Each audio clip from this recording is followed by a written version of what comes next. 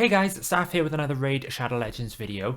Today we're going to be asking the question, is Hydra Clan Boss really worth the effort? So we're going to be taking a look at the Datamined rewards and having a look at what you can expect to get from this very difficult encounter. Now, we know a lot of resources need to be directed towards the Hydra Clan Boss, and we can see now that it is in-game finally, so we can take a look at sort of the difficulties, and we've got 4 to start with. And we can see that the top one is about 610 million. Now, the model remains the same here in terms of the way the clan boss works. You attack the Hydra clan boss. If you hit enough damage yourself individually, you get a series of chests. And then if your entire clan kills all the HP bar, you get double the rewards at the end of the reset. So with that in mind, let's take a look at the rewards. So I want to give a shout out to Bobo, who has put a good visual together of the drop rates. We were working together on looking at the data, trying to figure out how it differed to the way that the clan boss chest works. Obviously, if you don't know how clan boss works, it kind of does like a categorical pot rolling mechanic where you don't necessarily have a guarantee to get an artifact. It's just a very high probability. On the main Hellhades website, we have a clan boss simulator that explains it. Slightly different with the Hydra Clan Boss. So the way that the Hydra Clan Boss works is you have 4 different things you can get. You can get artifacts, you can get fragments for Mithrala Lifebane, you can then get clan gold and clan XP. But the number of rewards is capped. So for the top chest in Grandmaster, you can get 10 rewards. Out of those 10, you have a maximum of 7 artifacts. Therefore, naturally, you'll go to the 7 cap and then you'll get 1 set of fragments, 1 set of clan gold, and 1 set of clan XP. And they are variable. The fragments are on a kind of a 2-point pivot. It's not an average. You'll either get one or another. So for the top Grandmaster chest, we'll take a look at this when we look at the exact odds. You either get 4 or 6. Clan gold, again, I think there's about 3 or 4 different values you can get, and clan XP is the same. So what it basically means is this is a weekly chest, and like clan boss, which is daily, you get 10 rewards in the top Grandmaster weekly chest, which is obviously doubled if you get 2 chests. Of those 10, you get 7 artifacts, and then you have individual odds, which you see on this chart, in terms of what you get out of it. So what I'm going to do with these numbers, I'm going to plug them into a spreadsheet, and we're going to look at what does 3% mean for you over an extended period of time. How much value are you going to get out of these chests? And then we're going to look at a few other things. Now in my analysis, I have kind of ignored clan gold and clan XP because I don't particularly think anyone is going to find them valuable or care too much about them. It's a bit of a throwaway reward. The clan gold is nice if you eventually get to legendary book and maybe you want to use it for the revenge gear, the fragments. It's good that we're getting more of it, but it's not something that I would sit here and say, you know what, I'm going to spend so much of my time doing the Hydra Clan Boss. So before I cover this, it's worth putting as context here the effort that you have to do to get rewards. You need 18 well-geared, individually unique champions, in the sense that they can be duplicates, but they can't be the same champion, if you want to use all 3 keys. And then you're probably going to have to manual the fight. And they're also, from initial looks of what people have been saying, there's a bit of RNG at the moment. We're still trying to understand the mark mechanic. Once we get more information, maybe we can start directing who gets marked. But if you happen to be unlucky and your Hex champion gets marked and eaten by the Head of Mischief, you're in trouble because you can't kill the Mischief Head. He starts stealing your buff, spreading it everywhere. It just gets really out of control. So when we're thinking about the rewards, we've got to think about the effort that we do to get those rewards and whether it matches effectively, because that's generally how players will react. You know, let's face it, nobody bothers with 3v3 arena because of the amount of effort it takes to actually compete. You probably have a number of players in the game that do, but the average player throws 5 away for the advanced quest and then just tries to avoid that entire system. So what we don't want is Hydra to become like that. So the rewards need to be worth the amount of effort that we want to do. So once we have beaten the Hydra, you lose a little bit of the, okay, I've beaten it, what do I do next? So I've basically got a few tables here that we can look at into terms of what are we going to get. So the first thing I want to look at is kind of like a weekly and annual kind of artifact return rate. So on the left here, I've kind of got what we get out of the current clan boss top chest. So on average per week, you're going to get around about 1.686 star legendary, cruel, or immortal artifacts. and then that odds reduces for legendary. Obviously per week we get one in each chest. There are some chests where you know, it's a very small chance you don't get an artifact, but typically you always get an artifact. So I've assumed you get 14 cruel or immortal artifacts per week, which is 728 in a year. So what that basically translates as is around about 87.5 on average. Obviously we can't have half an artifact.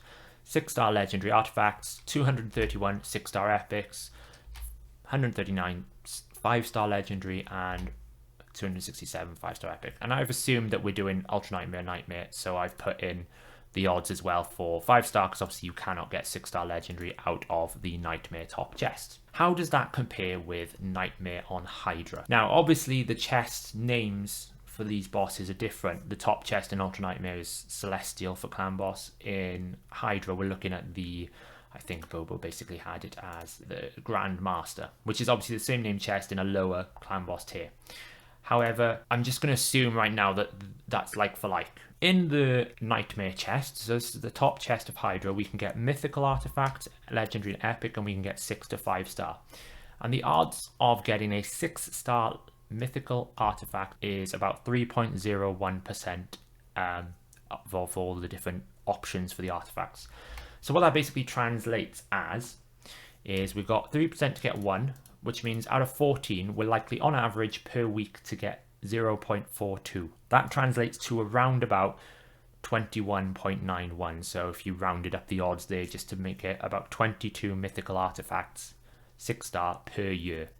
And then when we look at 6-star legendary, so non-mythical, 82, which is a bit lower than what we would normally get from the top Clan Boss chest. Obviously these are the new artifact sets, and I'll talk a little bit about whether or not it's worth having those artifact sets.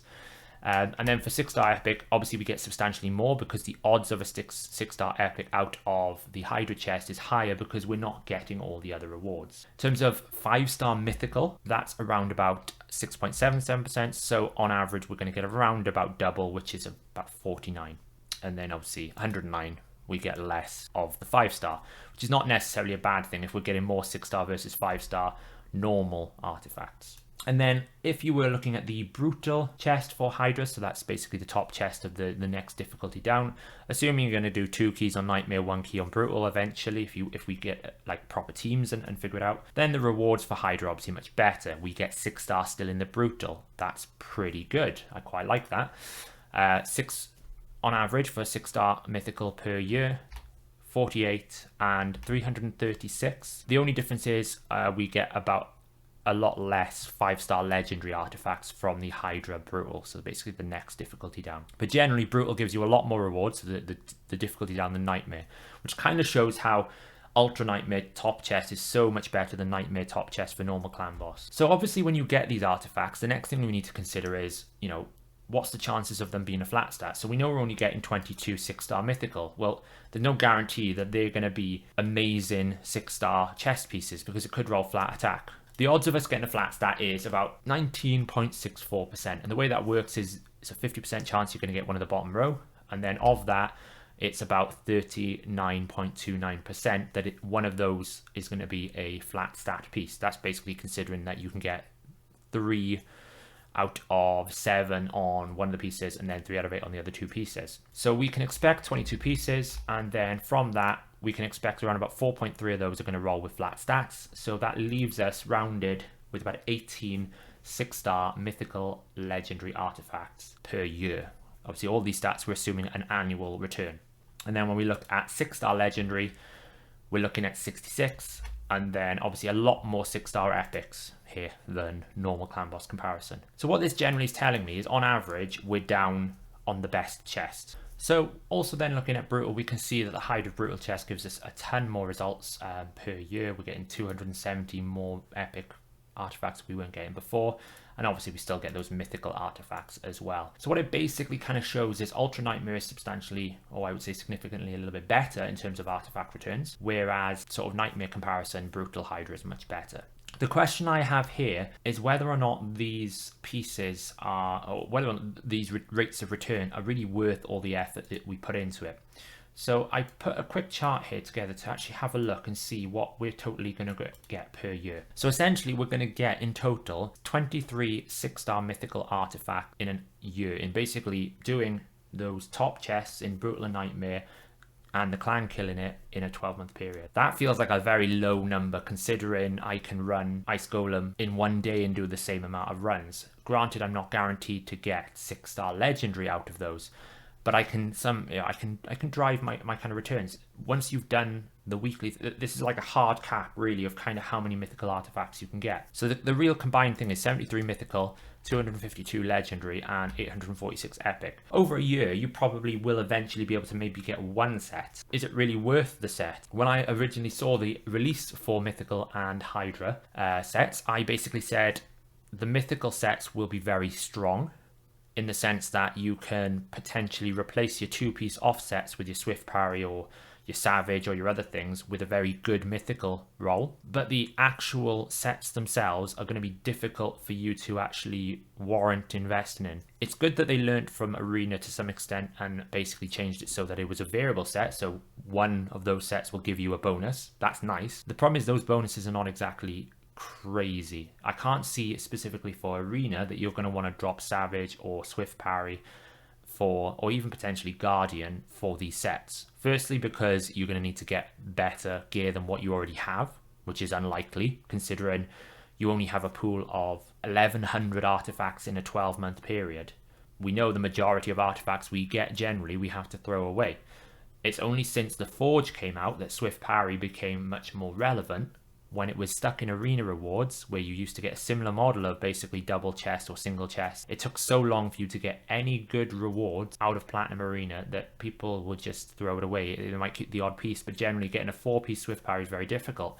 The Forge came out, and now it's much easier because people can control it with the Forge. Then if you want the 4 and 6 pieces, you're essentially giving up your 4-2 split. So normally people would run a 4 Swift Parry, 2 speed, 2 resistance, whatever they wanted to do.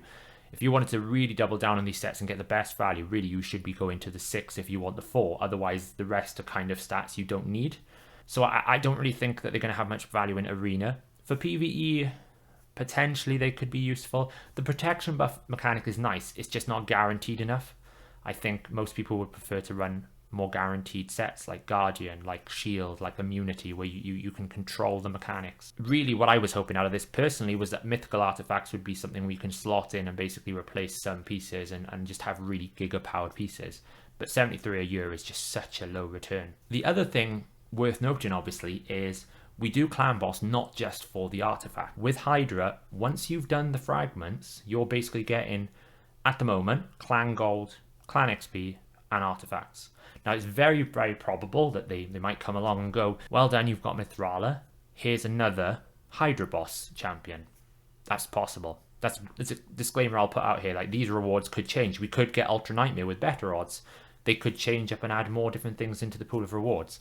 That is possible. I'm just doing an assessment based on what we have now. Once I get Mithrala, all I am getting is Clan Gold, Clan XP, and artifacts. When I'm doing normal Clan Boss, I'm getting legendary books, I'm getting potions, I'm getting gems, I'm getting sacred shards, I'm getting void shards, I'm getting ancient shards. You're getting more things that you might find useful around the game rather than just an artifact that, if it has good substats, if it's not a primary stat, you keep in, otherwise you're probably selling straight away, which means that you eventually then get to this position potentially where you go, the only thing I got out of Hydra this week was Clan Gold. And I think that statement there is what I think might put people off long term. It's a difficult fight. It's got to be done manually at the moment unless people figure out a way to speed tune it. It seems very likely to a lot of people, including myself, who've done a lot of speed tunes where it's mechanics are flying different ways. What happens if one champion gets eaten, turn meter manipulation? It seems very difficult to speed tune. So you're manually fighting it, and then adding to the fact you need 18 built champions if you want to use all 3 keys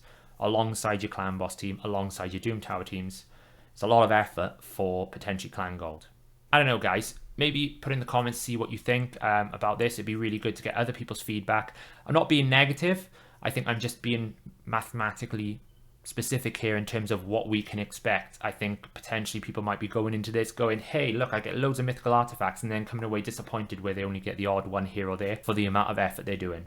So the last thing I wanted to cover is the one good thing out of Hydra, where I will definitely be doing Hydra for this champion, which is Mithrala Lifebane. Now, we have got a guide on the website in progress with her. Obviously, there's been no test server, so Hellhades hasn't been able to test her yet. But we know, just reading her skills, she's going to be giga busted and really strong.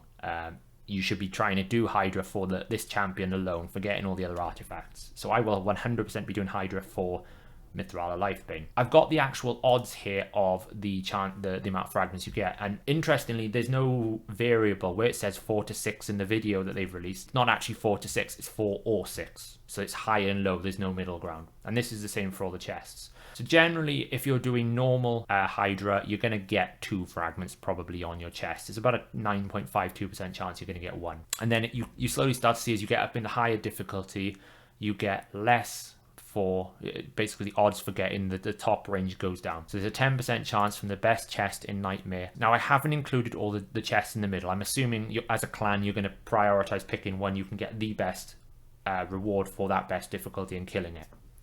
So I'm just giving you the top chest for each difficulty here. So what does that mean in terms of how long will it take you to get Mithrala? Well, surprisingly, it's not too bad. Considering we've had to wait, some people 9, 10, 12 months to get some of the legendaries out of Doom Tower, these timescales are pretty good. So if all you do is the Nightmare Hydra, you will get, on average, 12 weeks before you get Mithrala, so 3 months. If you high roll every single time, which is very unlikely, it'll be 9. If you low roll every single time, which is more likely, it's 13. But on average, it'll be about 12 weeks, so about 24 chests. Now, if you decide you want to put 2 keys into Nightmare and 1 key into Brutal and get your top chest, then you can probably get Mithrala in 7 weeks, less than 2 months. Now, obviously, you'll have to unlock those tiers. Probably top-end clans, I would imagine, have got a bit of a strategy maybe to basically get Nightmare unlocked as quickly as possible by just throwing away 1 week of rewards for some people. I know in our clan we're looking to do hard and normal this week, and then next week we'll look at the next difficulties. But if you're going to be doing Nightmare and Brutal, 7 weeks on average. If you high roll, it's 5 weeks. If you low roll, it's about 8 weeks. And you can see here the difference in the fact that, at the top chest, it's a 90% chance you're going to get 4 fragments. If your clan isn't able to do Nightmare, which is fairly reasonable, Brutal and Hard could be your options. Top chest from those. If you do that, it'll take you around about 10 weeks on average to get Mithrala, which again is still very good. You're still talking less than 3 months to get a really, I would say, one of the best champions in the game based on what she can do on her, just reading her kit. You're looking at, if you high roll 8, low roll 10. So you're probably looking at more of the low roll range on all of these. And then if you're doing hard and normal, so this is difficulty 1, difficulty 2, which is probably what a lot of clans are doing this week, it'll take you around about 12 weeks. What I like about this system is you're not penalized by not being the top clan or the top players in the game. You can get Mithrala within 3 months on average on most difficulties, as long as you put some coordination in there with your clan. So I think these rates of return are very good. I hope that was interesting for many of you. It'd be great to get some of your opinions and some of your own approaches to this in the comments below about whether or not you think the rewards are worth the effort. I am personally a bit concerned myself, after I've got Mithrala, how motivated I'm going to be to continuing to fight the Hydra, considering how challenging and how resource intensive it is. Hopefully Plarium have a plan after people get Mithrala with more rewards, maybe another champion, maybe Ultra Nightmare difficulty, something to keep the challenge going and interesting, because it's not going to take us long probably to figure out the core mechanics. I've already done a video a couple of days ago on my initial approaches, and I'm going to do a follow-up to that probably in the next couple of days, where I go over the actual effect information we know, just to confirm and deny some of the things I wasn't sure about in that video, and maybe even preview the run that I did in Hydra once I have some time to do it myself. But yeah, if you've liked this video, please give it a thumbs up, and please subscribe to our channel if you want to see more of this content and get it pinged straight into your feed, and I'll catch you in the next video.